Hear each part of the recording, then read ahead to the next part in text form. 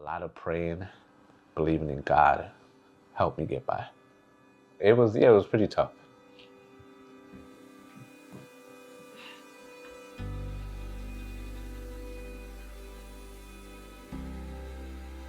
Hello. My grandfather filed for myself and my mother to come to America. My mother's a U.S. citizen. My father's a U.S. citizen. I have 2 kids that are also U.S. citizens. Everyone is legal. I've been here for 35 plus years. I worked here in this country, paid taxes. I miss fun moments with him. He got taken. I was asking my mom, what did she mean he got taken? And I'm like, my dad? I couldn't even believe it. I was devastated, man. It hurt. I was detained with people that were citizens. They were green card holders, people that were like painters, construction workers, plumbers, about 3 different pastors. These people, they do great for the community. There were kids in there that were detained, taken away from their family, 18-year-old kids. I have a 17-year-old son. Immediately, my fatherly instincts kicked in. I was helping them out, and a lot of them at nighttime, they would be crying. They would be crying in their sleep. When you're trying to deport these people, you're destroying families. I went in a believing man, came out believing even more. These are some of the books that I was reading while I was detained for the 5 months. Read this one about 3 times. Lady Liberty, she's right over there. Being American means being brave, being respectful, being able to help others. America is my home, and what happened to me can happen to anyone.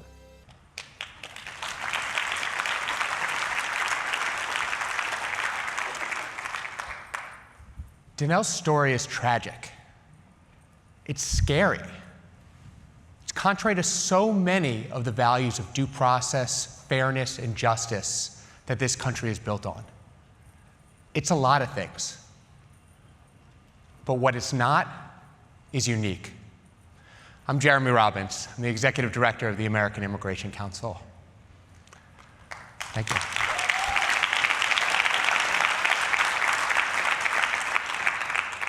We're living in a moment where our government's aggressive immigration enforcement actions are having ripple effects all across the economy. They're spreading fear in families. There are ripple effects that impact citizens and non-citizens alike. Ripple effects that we all saw in Minneapolis, and ripple effects that are relevant to the stakeholders who matter in and around your organization and your company. So let me ask for a quick show of hands. How many of you have had a conversation inside your organization recently about how risky it feels to talk about issues like immigration right now? Now, how many of you have immigrant employees, customers, or communities that you serve? Basically everyone. Here's the reality. Immigration feels politically risky, so many companies and organizations are choosing not to talk about it at all. But its impact is already being felt by the people at the heart of your organization, including your customers, your teams that depend on global talent, and your broader employee base. The 50 million immigrants in the United States make up 17.7% of the US workforce.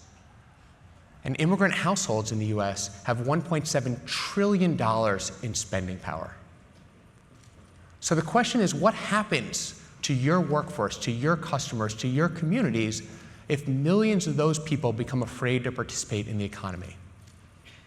And I want to be clear, there are many leaders, many of them far more vulnerable than I am, who have been doing this work for decades. What I want to share today builds today on their work, and as we think about how leaders in this room can demonstrate courage and strategy on immigration issues in the current climate, we can do so in a way that doesn't put a target on your back, and that is building on the work that people have done for decades.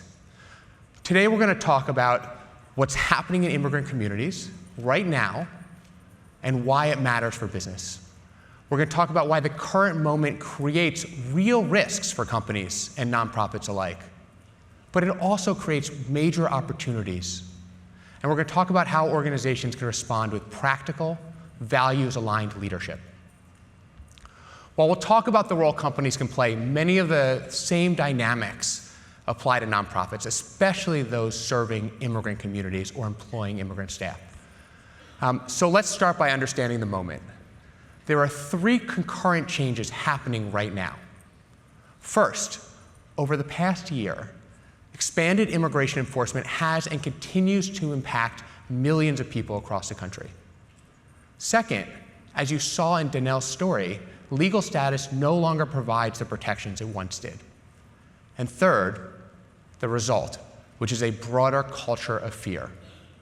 Fear of going to work, fear of being in public, fear of surveillance, of being separated from people's homes and their families. This fear is not limited to undocumented people. It's impacting immigrants, their families, and the communities around the country. After recent ICE raids in this state, school attendance fell by more than 20%, and the total labor force participation rate fell by more than 3%. For the immigrants who have been organizing, advocating, and supporting their communities for years, that work is now harder and it's more dangerous. And if you're a nonprofit, you're likely seeing this directly. You may be feeling that risk yourselves through funding shifts, increased scrutiny, or direct targeting. And across many immigrant communities, there's a growing sense that no one is standing up for them. So this moment creates both a responsibility and an opening for institutions with more stability to step in and play a huge role. The instinct for many companies and organizations right now is to stay quiet. Let's be honest about that. But supporting your employees and understanding your communities is not a partisan act. It's leadership. And while the human stakes of this moment are enormous, we also cannot ignore that economic factors make this action a business necessity. The current innovation climate creates 4 clear risks for people in this room. First, labor force instability. Employees may lose work authorization. They may be impacted by enforcement, or they may make the difficult decision to leave the country altogether. This creates disruption for teams that depend on stability and continuity. Second risk is consumer or participant disengagement. When people are afraid, they pull back from spending, from accessing services, from showing up. This directly affects businesses and nonprofits alike. So after the raids in Little Village in Chicago, business owners reported a 50 to 60% drop in sales. The CEO of Heineken recently in October noted at a sales conference that sales of brands favored by Hispanic customers have been under particular pressure as a result of ICE activity. The third risk, which is very real, is erosion of workplace trust. Immigrant employees and their families and their communities are paying attention to whether they are facing this moment alone. When organizations stay silent, that trust can break down quickly. And finally, there's a shifting dynamic for nonprofits. Funders are navigating their own risk while community needs are increasing. So you have many organizations that are being asked to do more in a more uncertain environment. These are real operational risks. But at the same time, we're seeing the public sentiment is shifting. More Americans across the political spectrum are expressing concern that enforcement has gone too far. Now, none of this is easy to navigate, but it is wrong to assume that silence is the safest course of action. In moments like these, people look for signals that companies and institutions understand what they are experiencing. This is a moment to build trust, to stand in support of what is good for business, our economy, and the communities we operate and serve in. So what does that actually look like in practice? When there's risk on both sides, leadership requires courage. But here's the key point. Courage doesn't have to mean taking the biggest possible stand right away. In fact, before anything else, it starts with your own people.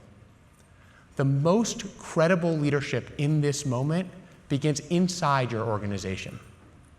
So let's talk about 4 things you can do inside your organization to support your employees. First, acknowledge reality. Simply naming that immigration policies are affecting your employees builds recognition and it builds trust. Second, equip managers to support employees who are immigrants themselves or have immigrants in their families. Building your people leaders' knowledge of the immigration system will help them respond with empathy and clarity when employees have questions. Because let's be real, these questions are already happening. The question is whether your managers are equipped to handle them. Third thing you can do is be prepared. Understand what immigration enforcement can legally do on your premises. Set clear policies for how your organization is going to respond and communicate them to your employees so they know too. You don't have to start from scratch. There are strong resources from organizations in the immigrant rights space that can help you get started. Fourth thing is you can invest in belonging, and not as a concept, but as something people experience day to day. Building a workplace culture where immigrant employees feel safe, valued, and able to thrive will not only boost retention, productivity, and team cohesion, it's also the right thing to do. So now let's talk about courageous leadership and how it can go beyond your company's walls, because this is really where business leadership can make a real difference. And a lot of business advocacy happens behind closed doors and in partnership. So let's take a look at how businesses responded in Minneapolis during the horrific period of heightened immigration enforcement earlier this year. What happened was inhumane and deeply concerning for so many reasons. But as you know, inside companies, that alone is not always enough to drive business decisions or public engagement on issues like this. What actually moves companies is alignment. It's having clear data, trusted partners, and a shared strategy for how to engage. In Minneapolis, we saw businesses coordinate through their regional chamber of commerce.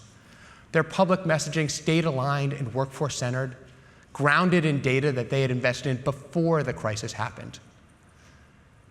These pieces empowered companies to engage publicly without disproportionate risk, and to engage meaningfully behind the scenes, speaking with federal officials to ensure employers' perspectives were part of the conversations when decisions were being made.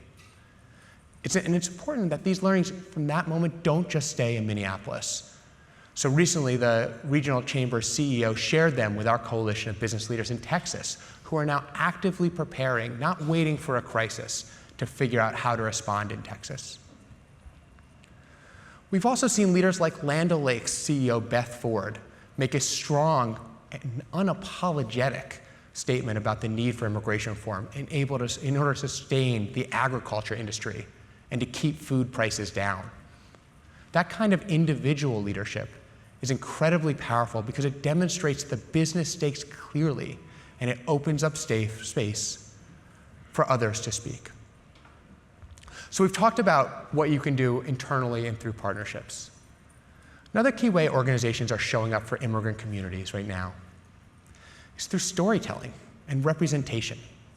And it can be as simple as who you include and whose experience you make visible. And again, this is not new work. It's the work that movement leaders have been doing for years.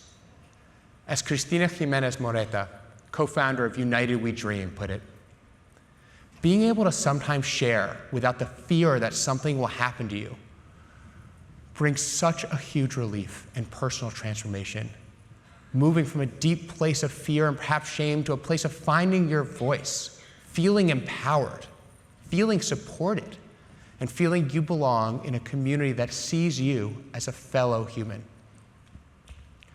Christina reminds us that storytelling is about dignity, belonging, visibility. And we're seeing organizations apply this in ways that don't require taking controversial political stances.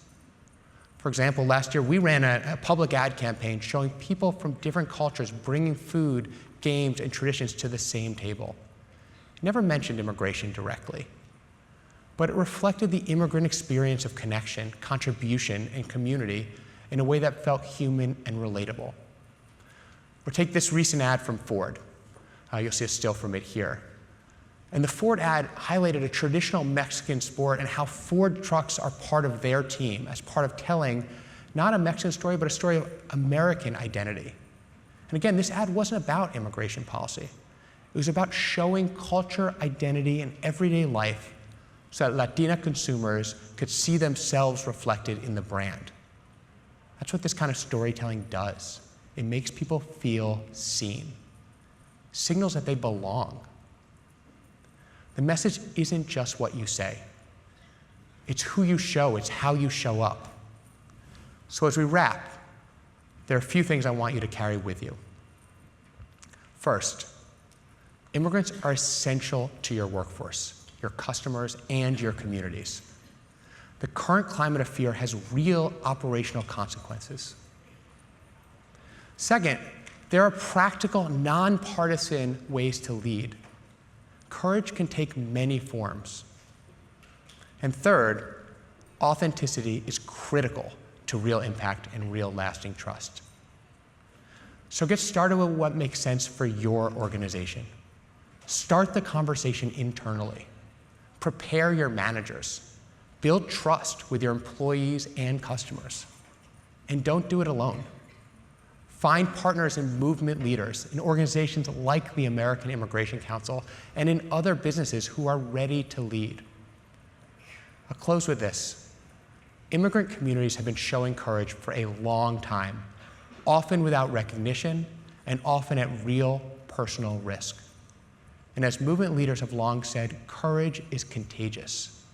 The organizations that step forward now make it easier for others to follow.